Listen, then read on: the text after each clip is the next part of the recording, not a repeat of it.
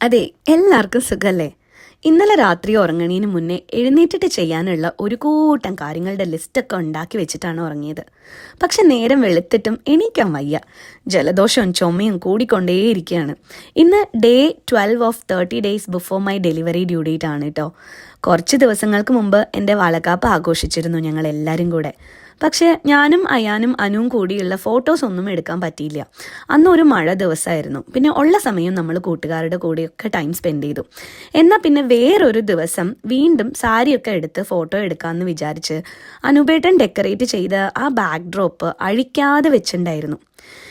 ഇന്ന് പക്ഷെ നമ്മൾ തീരുമാനിച്ചു ഇനി വീണ്ടും ഒരുങ്ങി ഫോട്ടോ എടുക്കലൊന്നും നടക്കില്ല എന്ന്. അങ്ങനെ അച്ഛനും മോനും കൂടെ അതങ്ങ് അഴിച്ചു വെച്ചു. നാട്ടിൽ നിന്ന് അമ്മ വിളിച്ചപ്പോൾ കൂവപ്പൊടി കൊടുത്തയക്കണോന്ന് ചോദിച്ചായിരുന്നു ഇന്നലെ രാത്രി.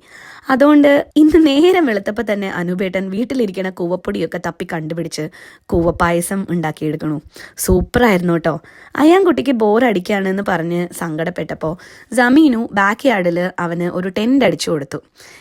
എന്നും നടക്കണമെന്ന് ഡോക്ടർ ഞങ്ങളെ ഓർമ്മിപ്പിച്ചിട്ടുണ്ടായിരുന്നു കേട്ടോ. അതുകൊണ്ട് ഞാനും അനുവും കൂടെ ഒരു ഈവനിങ് വാക്കിന് പോയി.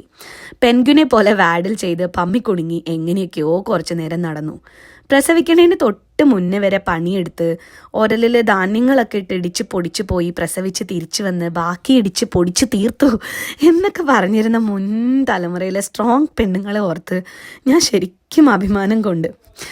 എന്നിട്ട് എൻ്റെ നടുവും തടവി ഞാൻ പതുക്കെ റെസ്റ്റ് എടുക്കാൻ പോയി. അങ്ങനെ ഒരു ദിവസം കൂടെ കഴിഞ്ഞു. നിങ്ങൾക്ക് എല്ലാവർക്കും സുഖമല്ലേ? ഇനി പിന്നെ മിണ്ടാട്ടോ. Bye bye.